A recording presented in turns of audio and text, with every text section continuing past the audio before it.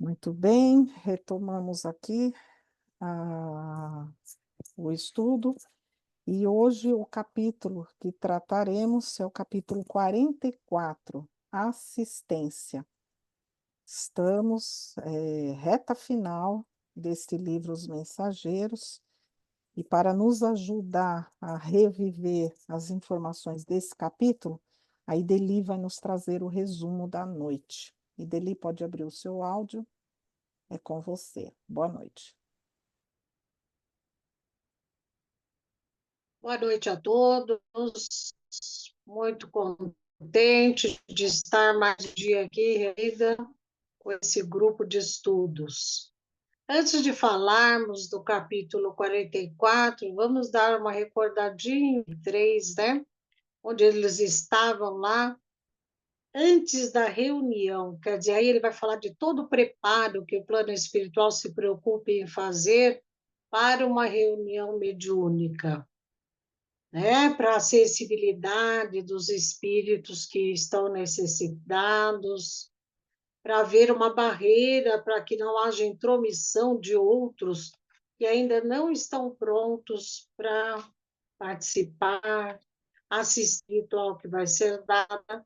Então, nós estávamos aí nesse capítulo 43, discutindo bastante a questão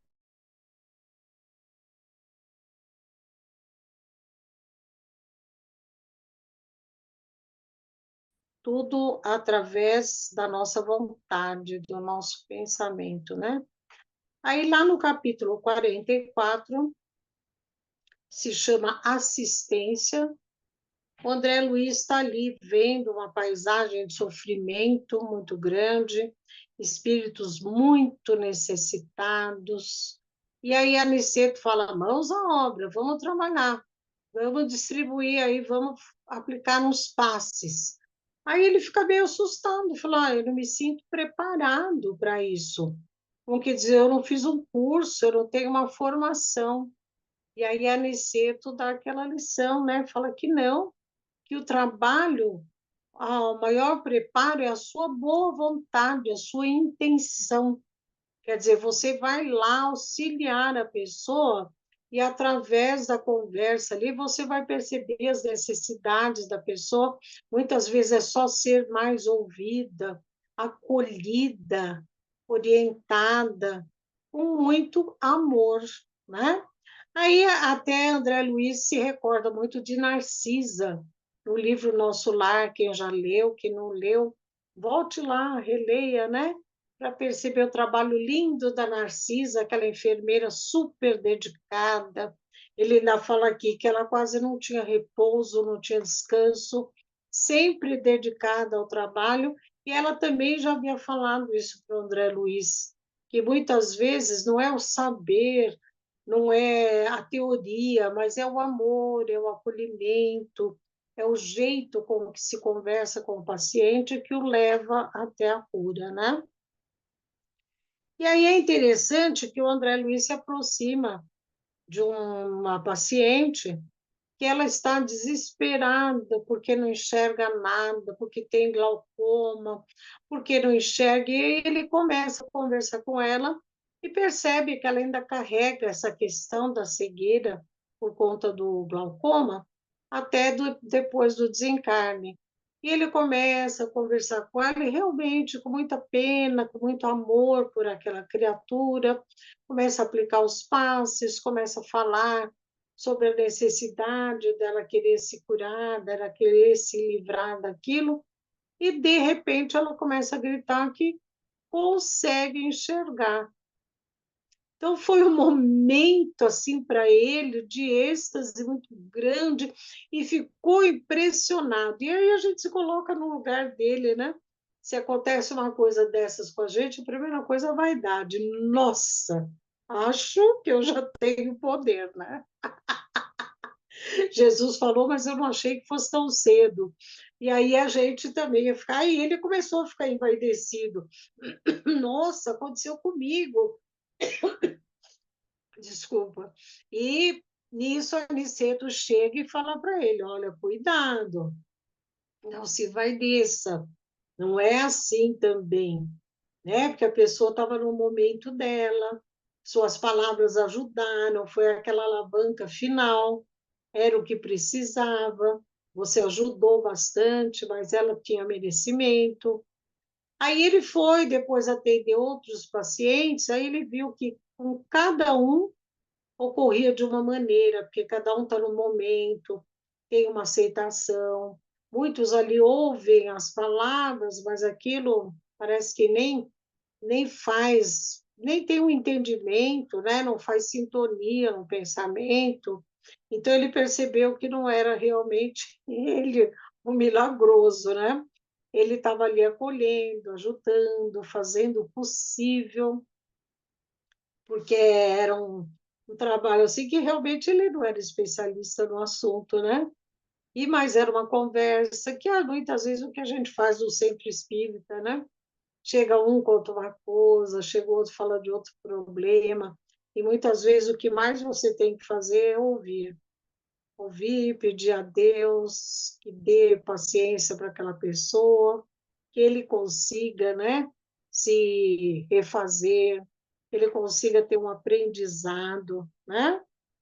E aí foi caminhando, aqui tem uma frase que eu até grifei, né? O servo fiel não é aquele que se inquieta pelos resultados, nem o que permanece elevado na contemplação deles, mas justamente o que cumpre a vontade divina do Senhor e passa adiante. Olha que bela frase para a gente, né? Quando a gente começa a se vai descer, achar que é o tal, o servo fiel não é aquele que se inquieta pelos resultados, nem o que permanece elevado na contemplação deles, mas justamente o que cumpre a vontade divina do Senhor e passa adiante. Quer dizer, a gente tem intenção de ajudar, faz o possível, se for preciso, conversa de novo, fala de novo, mas quanto aos resultados, só Deus, né? Só Deus. Vamos ver o que mais nós achamos aqui, mas por fim, né? As atividades de assistência, falou Aniceto, se processam conforme observam aqui. Alguns se sentem curados, outros acusam melhoras, e a maioria parece continuar impermeável ao serviço de auxílio. O que nos deve interessar, todavia, é a semeadura do bem. A germinação, o desenvolvimento, a flor e o fruto pertencem ao Senhor. Falando com outras palavras muito poéticas e bonitas, o que nós acabamos de comentar, né?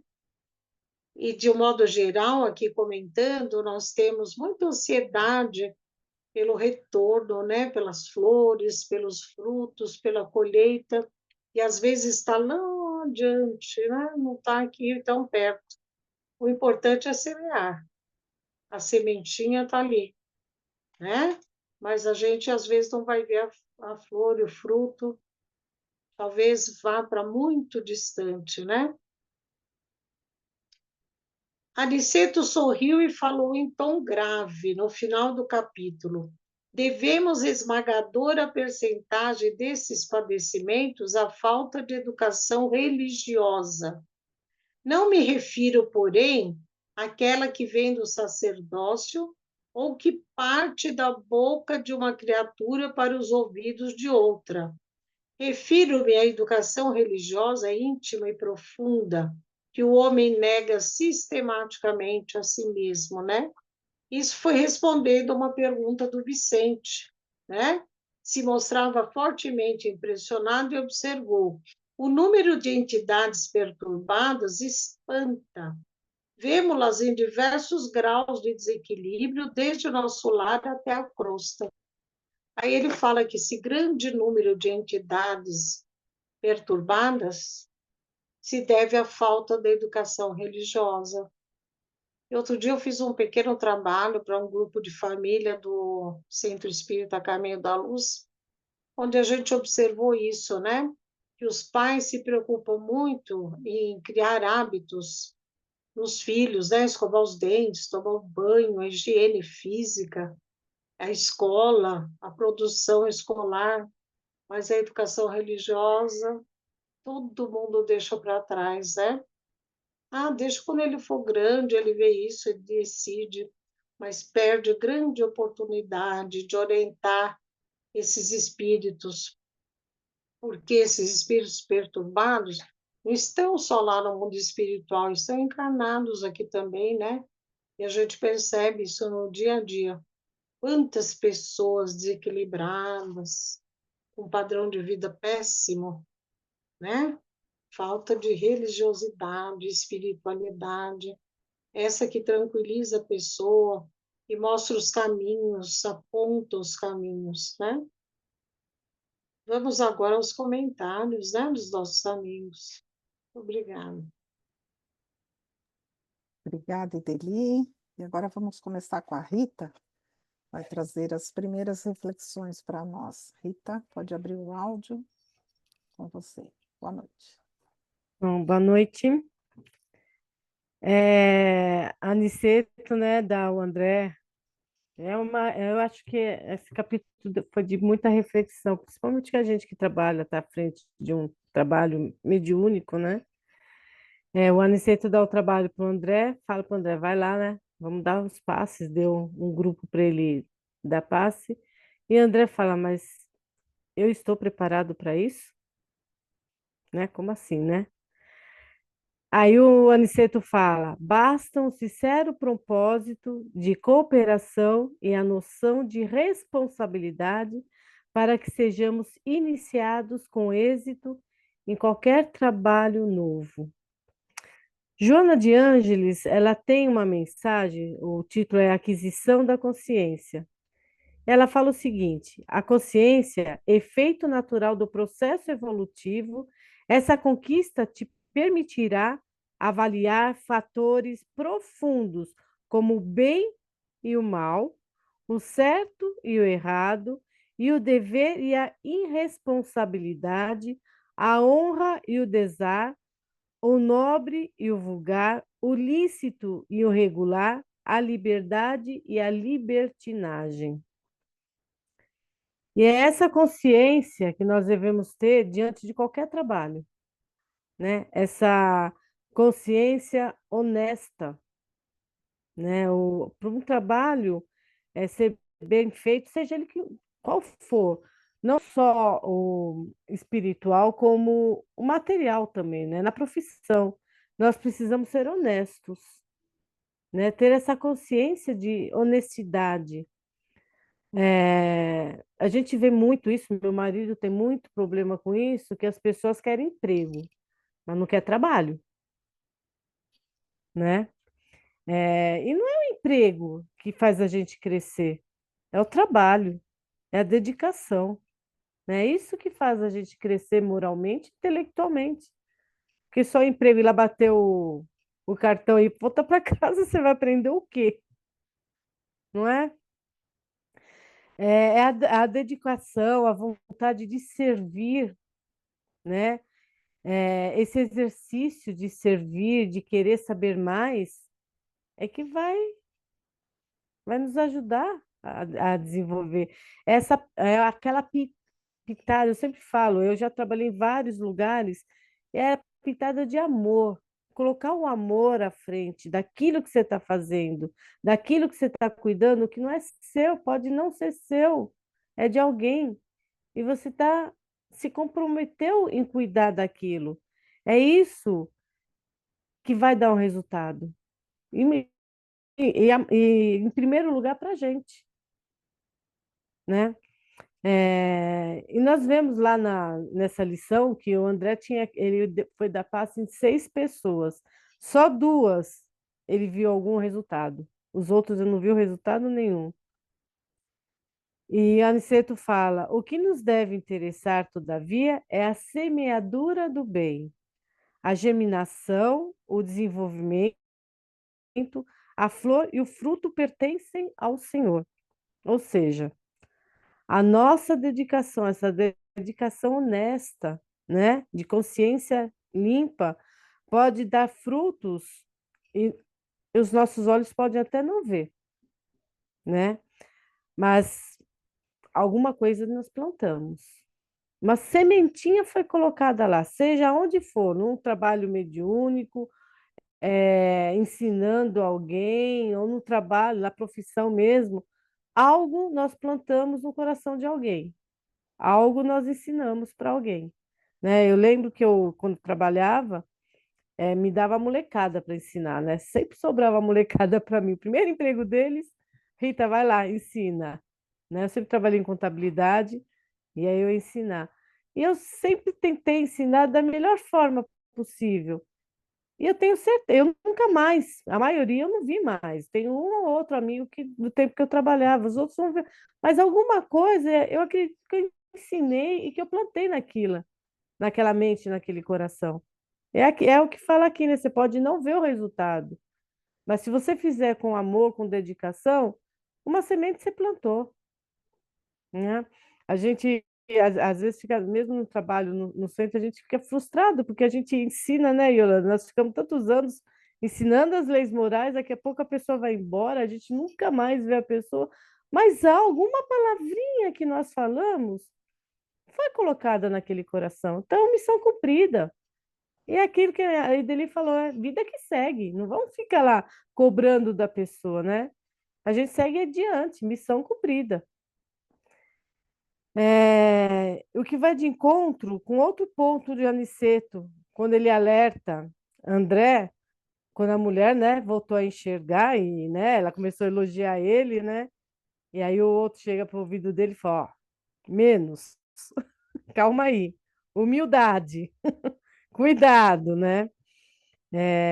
A gente não devemos querer louros ou elogios, né, o tempo todo, né? Se a gente ficar querendo sempre ser elogiado em qualquer atitude nossa, nós estamos alimentando o nosso ego. Isso é um perigo, né? E o que nós vamos aprender alimentando o ego? O que nós vamos aprender com tudo isso? Porque quando a gente ensina, a gente também está aprendendo, né? É uma troca. É, E aquilo, eu vi uma frase que fala o seguinte: quanto mais humilde, mais oportunidade de conhecimento teremos. E é verdade, né? É com humildade que a gente aprende, não é com orgulho. Se a gente chegar numa sala de aula já orgulhoso, eu conheço, a gente vê muito isso na doutrina espírita, né? Estou há 20 anos na doutrina espírita, conheço tudo. Não aprendeu a principal lição, humildade, que não sabemos tudo. Sócrates, ele não dizia, como que ele falava? Eu sei pouco, esqueci como ele falava.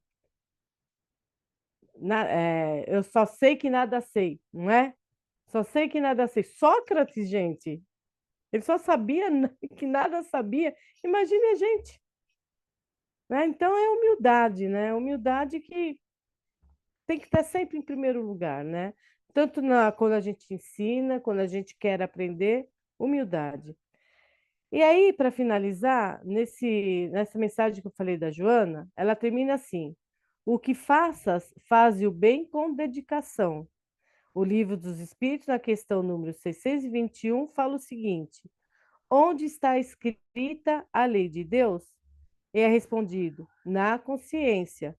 Responderam com sabedoria.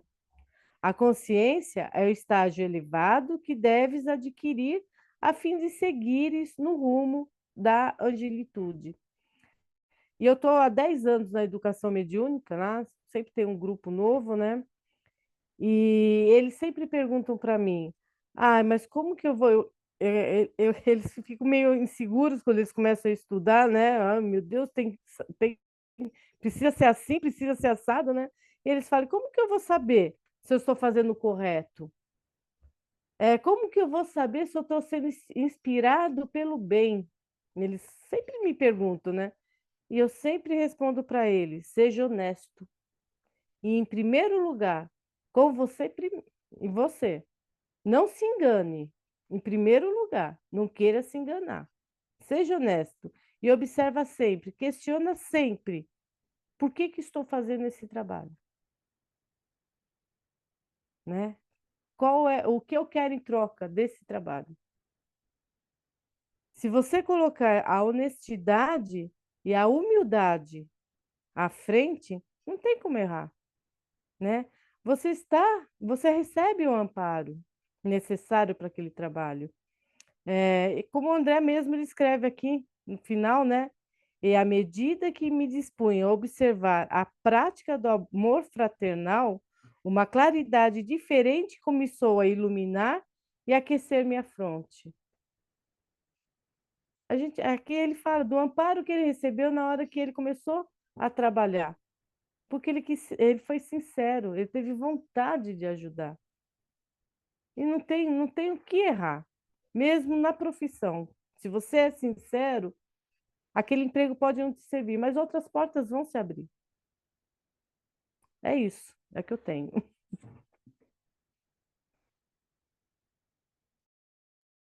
Muito bom, obrigada, Rita. Nossa, eu ouvindo, né, e fazendo umas anotações aqui, eu falei, meu Deus, vamos deixar tudo isso para o final. Acho que nem eu vou saber por onde começar. Mas essa questão, até a Ideli falou, né, desse detalhe, dessa informação, foi Ideli ou a Rita, falando da importância de observar que essa parte que fala que o nosso objetivo é a semeadura no bem. Isso foi trazido por Aniceto. Observar isso. Nosso foco é semeadura do bem. O resultado não é conosco. Tudo que vier, e aí ele detalha, né? Germinação, desenvolvimento, flor, fruto, pertence ao Senhor. Então, a gente para aqui, ó. Semeou, plantou, colocou lá, segue, vai adiante. O resto pertence ao Senhor. E aí, quando eu anotei isso, fiquei pensando, né? Quantos ainda confundem o que é esse pertencem ao Senhor? Ah, então é vontade de Deus? Deus não quer que germine, que desenvolva, por isso que não desenvolveu? Porque é natural do ser humano terceirizar, né? A culpa nunca é minha, né? Deus errou aqui comigo, a carga veio pesada demais, então foi um erro dele ali na distribuição dos fardos, e eu acabei sendo, né, vitimada por conta disso. Então, o que que é esse pertence ao Senhor? É a lei sendo ali validada, a lei sendo ali cumprida. Em que sentido? Se a gente lembrar no capítulo anterior, a parte que fala que o êxito do trabalho, falando do trabalho ali da casa, né, do trabalho ali na casa, do que estava sendo realizado, falou que o êxito do trabalho dependia da oração e do esforço dos encarnados. Aí eu faço essa mesma leitura para aqui. Então tá, a semeadura foi feita, a espiritualidade ajudou, os mentores ajudaram, né? Os amigos ali, todos estão ajudando, todos estão cooperando. A gente tem essa literatura imensa, né? Como semeadura. Mas essa outra etapa de germinação, desenvolvimento e fruto, flor e fruto, depende de cada um de nós. Da gente fazer com que essa lei divina ela se cumpra. Porque se não estivermos ali, né, alimentando, botando a vontade, a boa vontade nessa germinação, nem Deus querendo, porque ele não vai quebrar a lei, ele vai deixar por nossa conta. É aí que a gente entende a questão do livre-arbítrio. Então, uns recebem tanto e não conseguem produzir, acho que não é a palavra melhor, mas vou usar ela agora, não consegue produzir um milésimo. E outros recebem tão pouco e fazem daquilo uma enorme riqueza, né? De conteúdo e de pouco de conteúdo e faz aquilo um trabalho maravilhoso. Então, como é importante a gente prestar atenção nisso. E aí aquilo que a Rita falou, né? Da frustração, trabalhar a frustração, que a gente precisa lembrar. A Ideli fez a ênfase perfeita para aquilo, né? Com relação à vaidade. A gente acredita que, que fez parte daquele milagre, né? Que é o motor daquele milagre, e aí não. Nós somos instrumentos, ferramenta. E se essa ferramenta estiver enferrujada, estiver falha, tem outra. Ó, era a sua oportunidade de estar ajudando nesse milagre. Mas se você falhar, o projeto aqui ele vai seguir com outro. Você perdeu a oportunidade. Então, quando eu olho nesse sentido, eu lembro disso, do peso da nossa responsabilidade para com aquele a quem estamos auxiliando, com quem estamos trabalhando, mas não sei se mais que isso, mas no mesmo peso, o que eu vou perder de oportunidade em estar ali trabalhando essa questão, principalmente da humildade que a Rita falou, né? Perdi a oportunidade, deixei a vaidade aflorar e achei que eu sou o último bombonzinho da latinha. E é importante a gente observar isso, né? Principalmente nos nossos trabalhos, né? Mediúnicos, os nossos trabalhos de ações sociais, no exercício ali da caridade, aquilo que a gente faz, da gente não se achar que é a salvação, né? De ninguém, de um grupo, enquanto único, elemento único é oportunidade, ferramenta. Então, nesse sentido, me chama a atenção nesse sentido para a gente observar. Alguém gostaria de aproveitar antes que a gente entre na próxima reflexão sobre essa questão? Seu áudio, Radamés, por favor. Tem uma passagem de Paulo que, se eu estiver enganado, ele fala: eu plantei, Apolo regou e Deus faz o resto. Uhum, Né? Justamente a gente saber até que ponto a gente tem ação sobre alguma coisa. Né? E, e é comum da gente, como você falou e foi comentado aí, a gente quer ver a coisa e é a nossa coisa. é. Aquilo é o meu produto. Sou pai da Né? criança, a mãe da criança. Sou pai da criança. Se for bom, se for ruim, não. Não, é órfão, aí é órfão. Aí é órfão. Tá certo. Muito bom. Mais alguma coisa? Avançamos? Bem, vamos aproveitar então, avançar nessa questão, no último, exatamente o encerramento ali, que Aniceto fala que essa esmagadora percentagem dos padecimentos, ela se deve à falta de educação religiosa. Quando o Vicente fica espantado ali com o número de entidades perturbadas, né? Ele está fazendo ali uma revisão, uma análise desde nosso lar, por tudo aquilo que passaram, né? Vamos lembrar todos os capítulos, início dos trabalhos aqui, mas muito antes, ele está se recordando de todas as tarefas, todos os postos de socorro. Então ele parou para pensar, peraí, tem muita gente perturbada, muito espírito perturbado, muita entidade perturbada. Isso espanta ele. E aí Aniceto esclarece: isso se deve à falta de educação religiosa. Então, o trabalho tem muito, espiritualidade intensamente, sem cessar, está ali, auxiliando, acolhendo a todos. Mas seria bem menos penoso se tivéssemos educação religiosa. E aí, o que que seria essa educação religiosa, né? A minha proposta de refletirmos aqui. Eu fui buscar as palavras do divulgador espírita, o Raul Teixeira, e para realmente poder trazer algo algo assim, não fugir do foco. Por quê? Nós temos desenvolvimento, educação, filosofia, doutrina.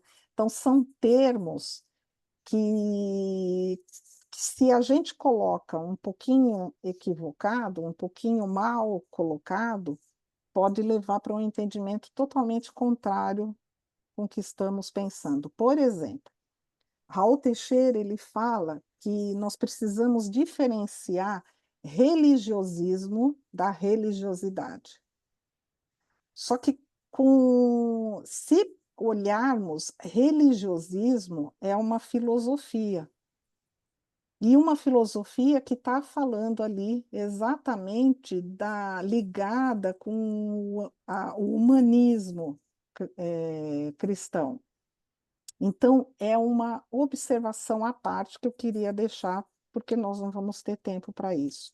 Então, o conceito aqui que Raul Teixeira traz, que eu acredito que o que cabe aqui, entra de acordo com o que a Aniceto está dizendo, é que religiosismo são aqueles atos externos, meramente.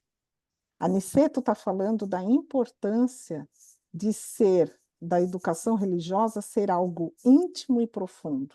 Esse é o oposto do religiosismo. O religiosismo, como Raul Teixeira traz, essas demonstrações externas dos ritos, das palavras, né? Ele até fala, em dado momento, ele fala assim, às vezes se altera, faz uma entonação de voz numa oração, como se a entonação fosse já sinalizar que aquela oração é uma oração elevada. E não é isso. Se nos pegarmos, aí ele fala o termo adereço, são adereços que vai embelezando a coisa, mas no íntimo, profundamente, ela está ali não querendo dizer nada. Então, nesse foco que eu quero trazer a reflexão aqui. E avançando, ele diz o seguinte: religião é religar. Se estamos precisando religar, é porque em algum momento desconectamos, nos desligamos. E ele pergunta: queremos nos religar ao quê? Do que é que nos desconectamos? Do Criador, de nosso Pai Criador, de Deus. E num dado momento, o ser humano ele colocou essa categoria de desligamento, colocou num rol importante, porque essa condição de estarmos submissos a uma divindade, a um Deus, a um Criador, isso não é racional, não é se utilizar da razão. E num dado momento aceitamos isso. Então tá, separa. Então isso aqui não é racional. Vai separar a condição. E passamos por muitos anos acreditando ser piegas, estarmos tratando de assuntos no trabalho, no nosso dia a dia, nos estudos, se voltarmos a alguma menção, a algum termo que tenha algum cunho religioso. Então, a gente começou a ter um certo preconceito de utilizar dos ensinos religiosos nas atividades do nosso dia a dia. Mas eu entendo que até é compreensível porque nós deturpamos tanto a religião, deturpamos tanto o que é uma prática religiosa com sabedoria, que realmente ficou complicado tratarmos no nosso dia a dia com a essência religiosa. Então, a gente aceitou essa separação. E aí, Raul Teixeira diz claramente o que é uma vida religiosa, qual a importância da vida religiosa. Ela é importante porque ela vai ditar o nosso estilo de vida. Então, o nosso estilo de vida, o modus operandi da nossa vida, se ela não tiver esse cunho religioso, mas nesse cunho de reconexão, de me religar à minha essência, aquilo de onde eu vim, desse Deus criador, eu me perco no meu dia a dia, na minha função profissional, na minha função social. Então, eu vou me perdendo. Então, a importância da vida religiosa é estarmos ali buscando e trazer de volta essa importância da religiosidade na nossa vida. E ele diz que a religiosidade é esse sentimento íntimo de cada um de nós, que a gente começa a aplicar diante da consciência, aquela consciência que a Rita falou, buscar consciência. Por que que eu faço isso? Por que que eu saio da cama todos os dias? Por que que eu exerço a minha função, o meu trabalho? Não pode ser somente para ganhar dinheiro. Eu não saio da cama porque o despertador tocou somente, porque alguém está me esperando. Então, precisa ter uma consciência muito clara e muito mais profunda de cada atividade nossa. E ele, eu entendo como um resumo que ele fala da alegria de viver. Ainda é curioso, ele usa uma expressão, deixa eu pegar exatamente o que ele diz assim, eu achei engraçado isso, que muitos, né, podem confundir também o que é viver com alegria. E aí ele fala, deixa eu pegar aqui, eu acho que eu não vou encontrar. Ele diz assim que quem vive com extrema alegria, sorrindo o tempo todo, tem um desequilíbrio emocional. Então, viver com alegria não é estar feliz, contente o tempo todo. Viver com alegria é você cumprir com seus deveres, que você tem consciência no dever, você faz aquilo de forma consciente, e porque você entende que está fazendo parte de um meio, de um grupo social, você está contribuindo com esse grupo. Ele até menciona um exemplo assim: você exerce a sua profissão cobrando um preço para isso. Esse preço é justo, você auxilia uma comunidade. Então, isso é viver com alegria. Essa alegria é vivenciar uma vida religiosa. E aí ele fala, e aí a gente pode pensar, mas espera aí, que confusão é essa? Então eu tenho minha vida religiosa e estar vivendo exatamente cumprindo os meus deveres, porque nós perdemos esse sentido do que é religar. Então, religar é vivenciar o aqui e o agora. Eu estou aqui na Terra, para que que eu estou aqui? A religião me ajuda a me situar nesse ambiente. Até ele diz o seguinte: a religião não vai me ensinar a vida na espiritualidade. Aí me chamou até atenção nisso, mas espera aí, a gente estuda tanto sobre a vida no mundo espiritual. Aí parei para pensar, eu falei, tá certo, a religião não tem essa finalidade de me ensinar a vida espiritual. A gente estuda a vida espiritual para compreender toda a nossa existência. Mas a religião, a função dela é me fazer viver essa vida aqui. Eu estou no planeta Terra, eu estou na condição de ser humano. Então, qual é o meu dever? O que que eu devo cumprir aqui com alegria?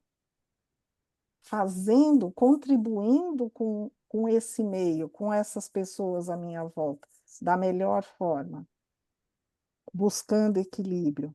Então, ele faz uma reflexão muito interessante, que eu achei bastante interessante, sobre essa diferença. E nesse ponto, onde é que ficam os templos, as igrejas, os centros espíritas? Porque se eu estou vivendo a minha religiosidade como um sentimento interno, independe de eu estar vinculada ali a uma religião, a uma doutrina. Mas então qual é a finalidade de cada uma delas? Aí cai meu entendimento, como eu tenho vivenciado isso. Os templos, as igrejas, as casas espíritas, elas funcionam como essa ferramenta, esse instrumento para nos ajudar nessa reconexão, nessa religação. Eles são para nos auxiliar. Ele até menciona que qualquer religião, ela tem por objetivo amadurecer os seus integrantes.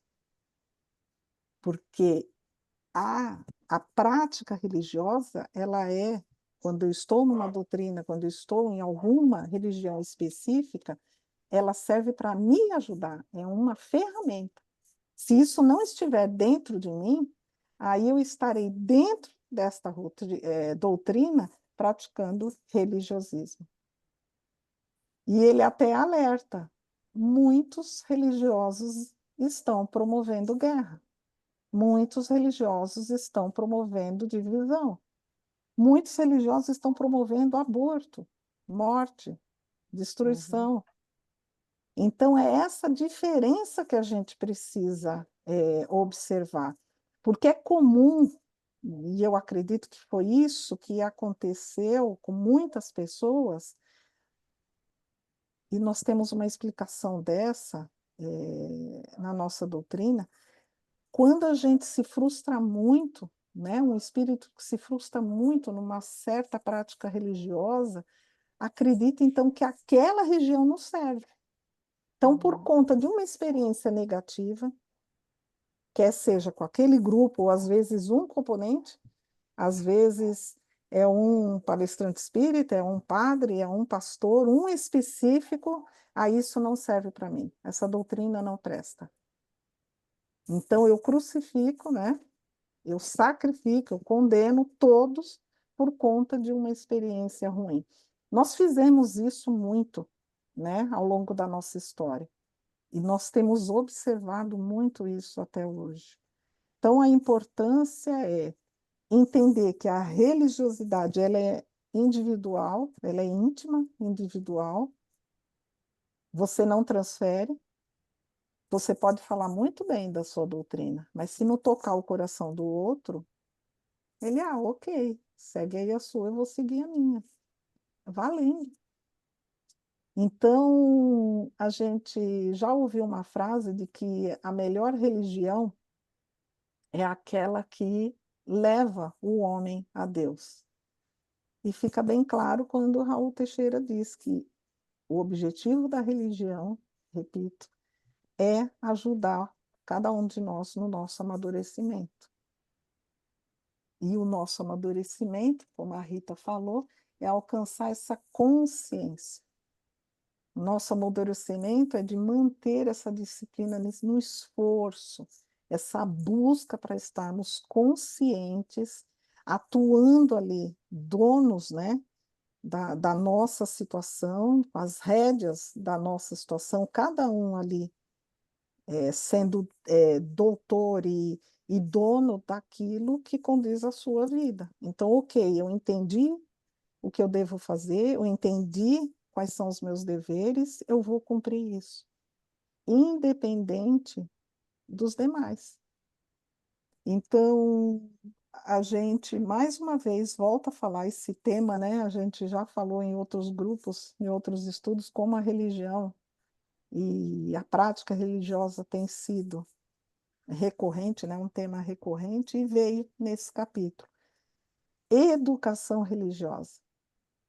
Porque precisamos nos educar, precisamos entender que se realmente cremos em Deus, se realmente temos Jesus como nosso maior guia e modelo, precisamos observar essa nossa educação para retomarmos essa conexão.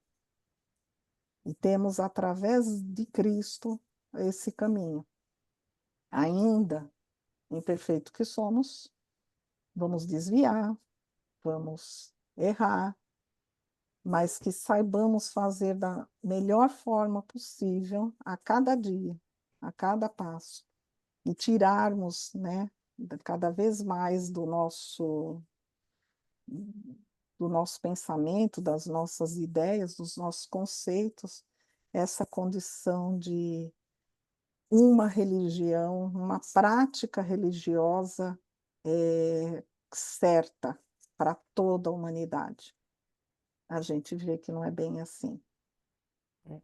Cada um vai conseguir expressar a sua religiosidade. Aí eu vou estou me voltando somente àqueles, a Rita usou uma palavra muito importante que a gente pode passar despercebido, sendo honestos conosco, né? No nosso íntimo, a honestidade. Estou sendo verdadeira mesmo? Eu estou realmente, essa máscara que eu estou usando realmente é aquela que expressa a minha realidade, aquilo que realmente eu estou querendo expressar. Então, essa condição de sermos honestos, e aí a gente começa a observar algumas condições de cada doutrina e talvez dentro da própria doutrina. Vou usar de um exemplo aqui, às vezes dentro da, às vezes não, né? Dentro da própria doutrina espírita, as nossas práticas são diferentes, porque o nosso entendimento vai se diferenciando. Vou pegar um exemplo simples que aconteceu recentemente, a Radamés vai se recordar, uma condição de o espírita que se ausenta de um trabalho por um período, quando ele retoma, falando numa prática mediúnica, quando ele retorna à casa, se ausentou por um período, quando ele retoma, qual é a postura desse espírito? A minha observação é a de que cada um no seu íntimo tem dois caminhos, e esses dois caminhos podem ser conjugados. Primeiro, cada casa espírita tem suas regras, porque nós, imperfeitos que somos, e mesmo aqueles que estão à frente de um trabalho, não temos condição de saber o que está no íntimo de cada trabalhador, de cada frequentador da casa. Então, as regras precisam ser estabelecidas porque elas norteiam o caminho da unidade. Ah, mas é uma regra que questionável, é uma regra tem que ser estabelecida. Aí, entendimento meu, precisa ter um norte, precisa ter ali, olha, nós entendemos que vamos seguir esse caminho. E ao praticar essa regra, por mais que ela esteja ainda equivocada, nós temos dois exercícios, a disciplina e a humildade. Pode ser que nós vamos alterar essa regra, vamos observá-la e, olha, chegamos no entendimento, passamos por tempos e vamos alterá-la mais uma vez?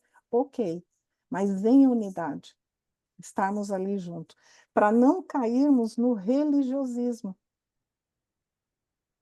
Então, é uma observação de algo que aconteceu recentemente e que não foi a primeira vez, né? Nós temos certeza, todas as casas espíritas fazem e passam por questões das suas normas, das suas regras, né?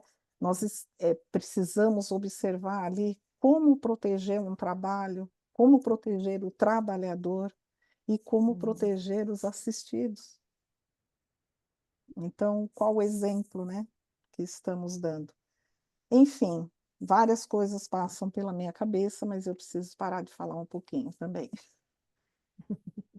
Muito bom. Alguém?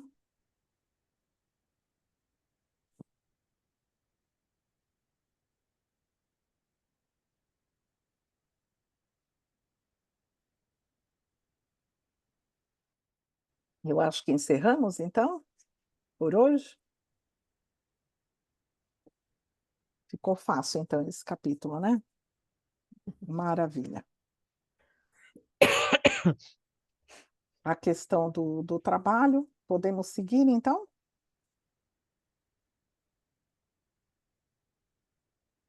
Muito bem. Vamos encerrando e lembrando, o próximo encontro, o capítulo 45,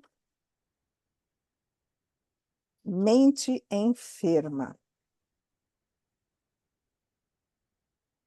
Chegando quase no final. Oi, Rita, quer falar? Não. Abriu? Ok. Muito bem, eu vou encerrando aqui. Muito obrigada a todos.